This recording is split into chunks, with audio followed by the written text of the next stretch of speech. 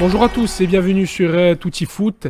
Cette semaine en plateau, Emilien Biamonte, président du FC Loupine, et Kevin Salou, entraîneur du FC Loupine. Messieurs, bonjour. Bonjour. Patrice en plateau. Patrice, bonjour. Bonjour. Et Brice à la réalisation de l'émission.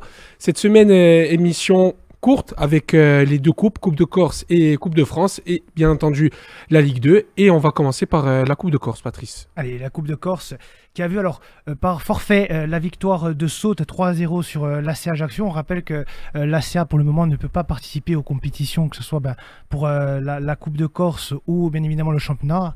En vue de ce qui se passe à l'heure actuelle avec l'affaire Belali, les joueurs ne peuvent pas être enregistrés pour que, en tout cas, la capacité d'effectif ne peut pas être enregistrée pour que l'ACA puisse potentiellement jouer une compétition. Et on a eu l'info aussi que l'ACA devrait reporter sa rencontre face à la réserve de Fouragnagliagne ce dimanche 5 octobre. Donc on en verra un peu plus cette histoire. On verra ce qu'il y aura par la suite de ce dossier.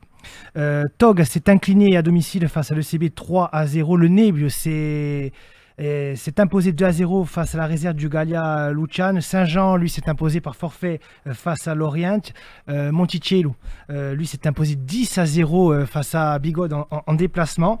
On rappelle que Pontelec a un match décalé au 19 octobre face au Niol. Et le dimanche 16 novembre, il y aura Guizot Prunil aussi qui va jouer face à la réserve de Borgo, puisque Guizot Prunil a joué en Coupe de France ce week-end. Et on a eu l'interview de l'entraîneur de l'équipe de la Rocca Tarave qui s'est incliné 5-2 face à la Costa Verde. Alors c'est un club qui a été fondé donc au mois de juillet cette année. Donc nous avons une école de football, Scola dei Ballons comme on appelle, où on fait progresser nos jeunes qui ne participent pas encore à des championnats. Ensuite, nous avons créé, tout ça est réparti sur 3 sites, Lévis, Propriano et Sartène. On travaille les 3 sites le mercredi matin et le samedi matin. Et donc, on ne participe pas encore au plateau jeune. On s'est programmé normalement pour le mois de janvier. Voilà. Ensuite, nous avons créé une section loisirs pour permettre à tous les villages de participer, de pouvoir jouer au football. Donc, il y aura un mini-championnat qui sera créé entre les villages et où les jeunes pourront jouer au foot dans la région. Le 3e point, c'est la R4. Donc, on a commencé l'équipe R4 qui joue à Lévis. Et l'équipe Fagnon, c'est l'équipe féminine R1, où on a fait une entente avec le JS Vazio, donc qui est dirigé par Franck Charlier, un passionné comme nous-mêmes, qui est basé sur les valeurs du sport amateur. Donc, nous avons créé cette entente. Le mercredi, les filles s'entraînent sur Propriano et le mardi, s'entraînent sur Ajaccio. Voilà. Et les matchs se font sur Lévis et se feront si on trouve bien sûr un terrain disponible sur Ajaccio. Voilà. Donc, ça, c'est les 4 points où nous allons travailler. Le club a été fondé sur les bases essentielles du sport amateur, c'est-à-dire le respect tout d'abord, l'engagement bien sûr, la convivialité, et ensuite nous voulons développer ce qui est pour les joueurs, les faire grandir sportivement et humainement, tout ça pour le rayonnement du football régional de la région, disons. Voilà. Et nous avons d'ailleurs une devise qui est Stinto Paesano. Donc alors, ce qu'on les ballons, c'est de développer un maximum. Et comme je vous ai dit auparavant, de pouvoir faire participer les jeunes à des plateaux. Au niveau foot loisir, c'est d'arriver à pérenniser justement ce petit championnat qui prenne encore plus d'importance sur les années à venir. La niveau R4, on s'est pas fixé d'objectif parce que, comme je vous dis, on est parti donc au mois de juillet. On a commencé à s'entraîner fin août. Ça commence à prendre de forme. On a une 30aine de joueurs à l'entraînement. Donc après, vous savez, dans ces cas-là, c'est pas le coach qui définit les objectifs, c'est plutôt les joueurs, avec leur sérieux à l'entraînement et tout le reste. Donc, moi, je pense un milieu de tableau en R4. Pour ce qui est des filles, on est un petit peu plus ambitieux, c'est-à-dire, bon, il y a le club, bien sûr, le CB qui est intouchable, et ensuite je pense que jouer la 3e voire 4e place derrière Kazing, qui a l'air aussi d'avoir un effectif assez conséquent. Oui, après on peut dire qu'on a fait une première mi-temps presque aboutie. Ensuite, bien sûr, en deuxième mi-temps, ça a été plus difficile. Je pense que Costaver ne s'attendait pas autant, vu le score contre Corté, ne s'attendait pas autant de résistance, on va dire. Et en deuxième mi-temps, ils ont un peu plus déroulé, ce qui est normal, vu les deux niveaux d'écart. Après, physiquement, donc on a baissé un peu de pied. Et voilà, c'est un résultat logique. Ils méritent largement leur victoire. Et c'est une très belle équipe, entraînée par un passionné, Thierry Nour, qui est là depuis longtemps sur les terrains. Et voilà, je pense qu'ils pourront tirer marron du feu pour le championnat de R2 avec ce que j'ai vu dimanche contre nous. Oui, nous jouons à Lévis. C'est des installations, le stade a 2 ans. Les vestiaires ont été terminés au mois de décembre, l'année dernière. Donc ensuite, comme on a une bonne entente avec l'Asvar, donc pour pas se gêner mutuellement, vu que l'Asvar a pas mal d'équipes à faire jouer, donc nous avons pris l'option de nous entraîner à Lévis. Donc seules les filles s'entraînent le mercredi soir à Propriano, la R4 s'entraîne aussi à Lévis. Voilà, c'était l'interview de Jean-Thomas Léandre, l'entraîneur de cette équipe de la Ro Catarav, et qui, on rappelle, s'est incliné 5-2 face à la Costa Verde. Et demain auront lieu les tirages de 16e de Coupe de Corse et 5e tour de Coupe de France sur Agorska TV, demain à 10h en direct sur Facebook et YouTube. Allez, 4e tour de la Coupe de France. Le FC Balagne s'est imposé 4-1 à l'extérieur face à Bastelica. Corté, lui, a sorti au tir au but après un 0-0, 4-2 le Sud FC. Le FC Borgo, lui, s'est imposé à l'extérieur, 6-1 face à l'AS Calenzane. Et on va le voir en image, l'Echika Soirée qui recevait Furiani Agliani s'est incliné 3-0 face à cette équipe de Furiani Agliani, une équipe d'Echika Soirée qui a quand même gardé la dragée haute face à cette équipe de Furiani, qui est venue quand même avec l'équipe type. Oui, et ils ont mis l'équipe type et ils ont ouvert le score en seconde mi-temps, les Furiani mais des actions de but, on voit qu'ils sont travaillés, des décalages, une belle frappe sur le poteau rentrant. Ouais, le poteau rentrant, puis on voit cette phase aussi offensive bien construite de la part, tout part de Thibaut Valère, sur la récupération après au milieu de terrain. On voit que Furiani a quand même bien fait tourner. C'est vrai que c'était pas évident pour une équipe comme la N2. Vous, messieurs, quand on voit ce genre de match face à des équipes qui reçoivent, après on va y venir petit à petit, mais des équipes comme Echika Soirée qui reçoivent des N2, les préparations, elles sont assez importantes, c'est des préparations différentes. Différentes, c'est jamais évident en général pour les équipes de niveau au-dessus qui ont leur pain quotidien, leur championnat avec en National 2, des équipes qui ont l'habitude de jouer. Quand on joue contre une équipe de niveau inférieur, en général, on dit toujours que on prépare les matchs de la même manière. Après, est-ce que les joueurs, eux, ils sont préparés inconsciemment, peut-être pas aussi bien que le championnat. Après, le prendre au sérieux, oui. Mais je pense qu'inconsciemment, et puis avec un niveau un petit peu inférieur, c'est jamais évident de s'adapter sur ce type de match. Donc, mais bon, après, le principal, comme on dit, c'est la qualification. Et au final, 3-0, c'est ça. 3-0, effectivement, ça a respecté la hiérarchie du côté de Furiani. On rappelle que le Gallia s'est imposé 1-0 face à la Kazink. Donc on vous rappelle que Pontelec et AS Porto sera reporté ce dimanche à partir de 15h. Et il y a Ghiso Prunelli qui s'est imposé 2-1 face à Bocconian. Et on a l'interview de l'entraîneur de cette équipe de Ghiso Prunelli, Raphaël Baraline, qui est revenu sur cette rencontre. Écoutez, oui, une qualification qui a été longue à se dessiner. On a pu se qualifier sur cette deuxième partie du match. On l'aborde tranquillement, voilà, sans aucune pression. C'est un tirage au sort sur lequel on va être attentif, mais sans aucune pression pour ce prochain tour de Coupe de France. Oui, tout à fait. On souhaitait remporter les deux tours pour emmagasiner du temps de jeu. Aujourd'hui, pour le club de Guisenage-Prunier, c'est du bonus. Donc, c'est pour ça que je vous dis, il n'y a aucune pression de notre côté concernant ce prochain tour de Coupe de France. Écoutez, moi, j'arrive dans ce club de Guisenage-Prunier. L'objectif qu'on m'a donné, il est très clair, c'est de remonter comme tout club qui descend de R1 en R2. Maintenant, il est clair que ça va être compliqué, ça va être un championnat qui est ouvert. Je pense que toutes les équipes vont avoir leur mot à dire dans ce championnat. Si la saison dernière, le FC Balagne était largement au-dessus, je pense que cette année, toutes les équipes vont pouvoir jouer quelque chose, effectivement.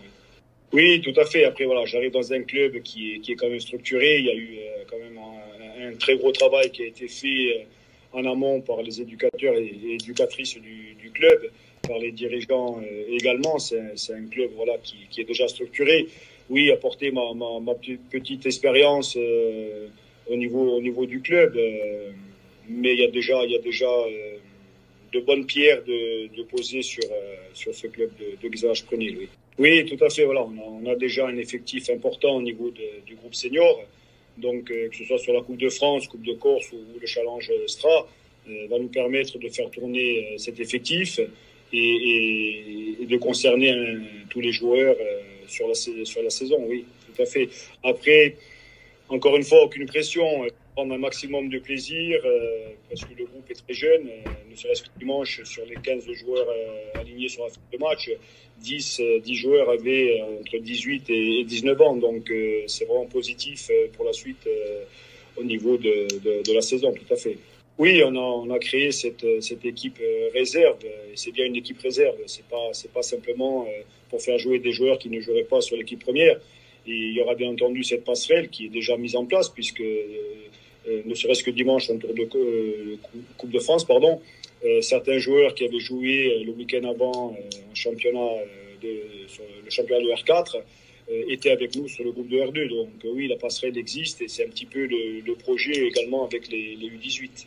Voilà, c'était l'interview de Raphaël Baraligne, l'entraîneur de Guizo-Prunil, qui, on le rappelle, s'est imposé 2-1. Et on va le voir en image. C'est, j'ai envie de dire, la sensation, hein, même s'il y a eu la défaite au bout, c'est la sensation de ce quatrième tour. C'est le FC Lopine qui recevait le Gazélec d'Ajaccio. 1 but partout lors de la rencontre. Ça s'est fini au tir au but. 4 tirs au but à 3.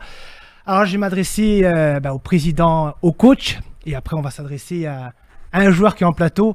Cette rencontre, effectivement, il y a une grosse préparation. On le voit en image, grosse préparation. C'est quand même le Gazélec. C'est historique. C'est historique pour le club déjà de recevoir le Gazélec d'Ajaccio. C'est énorme déjà. Comme club, déjà l'histoire du gaz et tout, c'est fantastique de recevoir ce club-là. Après, nous, on a fait une préparation en interne de fou, on va dire, avec tous les bénévoles et tout, on va dire, tous les acteurs du club. Donc on a avancé petit à petit et tout pour bien préparer ce match. Et ensuite, on n'attendait que ça et nous on s'est dit, bon, c'est qu'une belle journée à se préparer. Donc on verra après les joueurs ce qu'ils vont faire et ça a été fantastique. Vous, coach, sur la préparation, on sait qu'on en a parlé là, mais sur la préparation de match et surtout, comment s'est défilé le scénario de cette rencontre puisqu'il y a eu l'ouverture du score. Donc vous meniez à 0 à la mi-temps, comment ça s'est passé dans les têtes ? On a attaqué ce match en se disant que c'est peut-être ce qui les a un peu perturbés. Je leur avais dit dans les vestiaires de pas être les héros, mais de devenir leur problème. C'est ce que j'avais dit dans les vestiaires. Et je pense qu'on a été bien plus qu'un problème. On s'est dit et on partait du principe qu'on allait jouer de la même manière que si c'était un match de championnat, même si ce n'en est pas un. Les joueurs attendaient ça depuis un moment. Après, en tant que coach, c'est facile hein, de préparer un match comme ça. Il n'y a pas besoin de discours. C'est la motivation qui prime. Ouais, les joueurs, ils le savent. Sur le tableau, il n'y avait pas grand-chose. On leur donne 2-3 petits tips. Mais voilà, dans l'ensemble, ça s'est bien passé. Surtout en première mi-temps où on a quand même joué assez haut. On a récupéré des ballons assez haut. Notre but vient d'une récupération dans leur 20 ou 25 mètres. Et je pense que ça a été bien de marquer juste avant la mi-temps, ce qui a permis derrière de faire redescendre un petit peu la température, de faire refroidir un peu les têtes malgré le score où on menait. Après, en deuxième mi-temps, bon, voilà, on joue une équipe qui joue 3 niveaux au-dessus, première de N3. On s'est attelé à jouer un poil plus bas. Mais dans la finalité, quand on regarde le match, si je regarde les stats, il me semble qu'eux, ils ont un tir cadré, un but. Et nous, on doit en avoir 3 ou 4. Ou même quand on prend le but à 10 minutes de la fin, derrière, on a encore des situations où leur gardien sort de 2 arrêts. Voilà, après les pénaltys, on a fini cuit, hein, fatigué. Donc, ça a été. C'est beau quand même. C'est une Ouais, belle soirée. oui. C'est beau parce que beaucoup nous voyaient prendre une valise. J'ai eu des échos aussi en me disant bon voilà, vous allez prendre ce match, c'est du plaisir. Ouais, c'est du plaisir, mais comme j'aurais dit, s'il y a peut-être 1%, on va le jouer à fond et on est passé à rien, c'est pas jouer à grand chose. Alors moi je vais m'adresser à un de vos défenseurs centraux, hein. Donc Jean-Baptiste, comment tu l'as vécu toi cette rencontre, sachant comme l'a dit le coach, vous avez fait douter cette équipe du Gazélec de se dire de mener 1-0 et de garder la tête froide et de ne pas se précipiter et de ne pas justement prendre les vagues de cette équipe du Gaz. Comment toi tu l'as vécu sur le terrain justement? Déjà, avant de le vivre sur le terrain, comme le disaient Emilia et Kevin, nous, on s'est dit on joue le match à fond, même si à la 20-25e, il y a 3-4-0, de prendre plaisir parce que c'est un match qu'on va autant jamais rejouer, ou pour certains c'était le dernier, donc on s'est dit fallait jouer à fond. Et puis quand tu arrives face à une équipe de National 3 qui est préparée, qui s'entraîne 5 fois par semaine, alors que nous, on s'entraîne 2 fois, tu le vois, les transitions, les passes, les appuis remises, ça n'a rien à voir. Mais quand on était sur le terrain, qu'il y avait tout cet engouement, la tribune pleine, les 16 et les 18 du club qui ont poussé tout le match, et ils nous ont énormément servi sur le match. C'est magnifique parce que des tribunes pleines comme ça, c'est pas tous les jours que ça arrive pour un club de Régional 3. Il y a le coach qui est juste en bas. Le discours à la mi-temps. Exactement, le vrai discours du coach. Qu'est-ce qu'il s'est dit? En fait, comment vous êtes projeté dans cette seconde mi-temps? En seconde mi-temps, enfin à la mi-temps, c'était, tu l'as dit Kev, de prendre déjà de bien respirer, parce qu'on rentre à la mi-temps avec une euphorie pas possible. On mène à 1-0. De se calmer, de bien respirer. Le capitaine, Fabien Carrard l'a dit. Les gars, il y a 1-0. Maintenant, des chiens, on lâche pas, quitte à avoir des crampes à la 55e. Il y a 4 joueurs sur le banc, plus un gardien. S'il faut finir sur les rotules, on finira sur les rotules, mais il faut rien lâcher et pas tricher. Et c'est ce qu'on a eu à la 55e, 60e. Il y avait des crampes. Tout le monde était pris de crampes et c'était pas du cinéma, mais pour revenir sur le match en général, c'est quelque chose, je pense qu'on revivra soit pour certains la dernière fois, soit vraiment dans un moment, face à une équipe dont on connaît les qualités et l'histoire. Ah oui, et qui est justement leader de National 3. Vous, président, par rapport à l'image aussi de votre club, c'est quand même, comme on l'a dit, c'est assez historique, mais ça montre aussi les qualités de Lupin, même si le fait que vous jouez en Régional 3 ne montre pas, parce qu'on dit des fois des clubs qui jouent en Régional 3 n'ont pas forcément le niveau pour jouer au-dessus quand on joue ces tours de coupe. Ça montre aussi la qualité de votre effectif, malgré le fait que vous soyez en Régional 3, pardon. Après, attention, hein, le championnat de Régional 3, il est compliqué parce que vous avez quasiment pas d'arbitre. Il y a des joueurs qui sont un peu dégoûtés du foot, qui se rabattent sur le championnat R3 ou pour se faire plaisir dans les clubs de quartier ou clubs de village et tout. Donc il est compliqué quand même ce championnat. Mais attention, moi, depuis le début de saison, le club il a pris une autre tournure parce qu'on a revu notre mentalité, parce qu'on s'est dit, en fait, qu'est-ce qu'on fait? Est-ce qu'on continue le club dans cette optique-là, où c'est qu'on on vise toujours le top niveau au niveau des recrues, au niveau des joueurs et tout. On a changé de fusil d'épaule et on s'est dit non, on veut restructurer et on veut une mentalité et recréer une mentalité. Et là, actuellement, moi, tous les joueurs qui sont en R3, du premier au dernier joueur, j'englobe tout le monde. C'est que des joueurs de mentalité et ils l'ont prouvé ce dimanche-là, parce que ça veut rien dire en fait. On peut tomber contre une équipe qui est en National 3, en National 2, ce qu'on veut. Si on a une équipe soudée, on peut aller toujours loin. Donc et moi, je suis fier d'eux et comme je leur ai dit même par message après. J'ai jamais vécu ça dans le football, même si j'ai joué à un petit niveau. Ça a été une sensation fantastique en tant que président, joueur, ancien joueur, n'importe. Ça a été une émotion fantastique ce jour-là. Il y a un objectif pour le FC Lupin, après ce que vous avez expliqué, leur structuration. Est-ce que l'objectif monté, on parle pour le championnat maintenant, est-ce que l'objectif monté est clairement désigné pour Lupin ou pas? Avant de parler de l'objectif monté, je rebondis sur ce qu'il dit. On a changé notre fusil d'épaule aussi au niveau de la structure club. Aujourd'hui, les seniors font partie effectivement des priorités, mais on a surtout insisté sur le fait qu'on doit développer l'école de foot ou les catégories jeunes. Ça, c'est la grosse priorité du club. L'année dernière, on a créé les 18 et les U6, U6, U7, et cette année, on a réussi à créer des U9 et une catégorie U16. Ça, c'était la priorité du club. Ensuite, effectivement, la R3, oui, ça fait quelques années qu'on est pas loin. Vraiment pas loin en plus. Pas loin en termes de points, ou alors on y est, mais justement par rapport aux jeunes, on n'a pas pu monter. Donc oui, cette année, on est en ordre. Le club se structure petit à petit, même si c'est à dimension humaine très réduite. Par contre, voilà, en tant que responsable senior, oui, on aimerait cette année aller plus haut, enfin. Allez, la Ligue 2 qui a vu le week-end dernier le match nul du Sporting 0-0 face à Grenoble. On le voit au classement, le Sporting n'a toujours pas décollé, 18e avec 3 points. Le Sporting qui va recevoir ce vendredi Dunkerque qui a atomisé Amiens 6 buts à 2. Messieurs, je pense que vous le suivez, ce championnat de Ligue 2.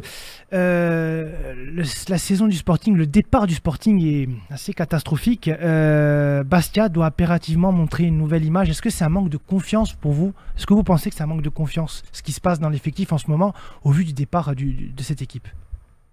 Moi, je pense pas personnellement que c'est un manque de confiance.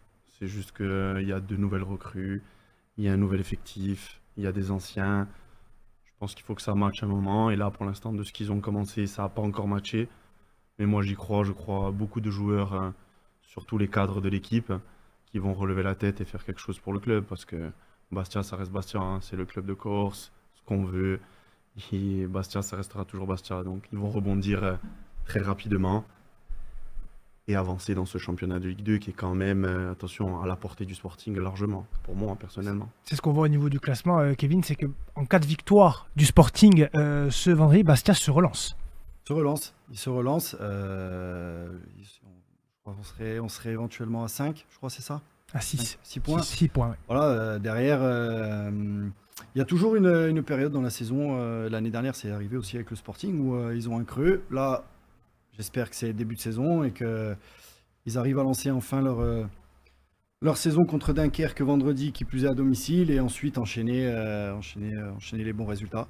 En tout cas, c'est ce que j'espère. Hein, mais oui, je reste persuadé que la roue va enfin tourner, quoi. Il va y avoir des retours aussi. Christophe Vincent serait susceptible de réintégrer le groupe ce week-end.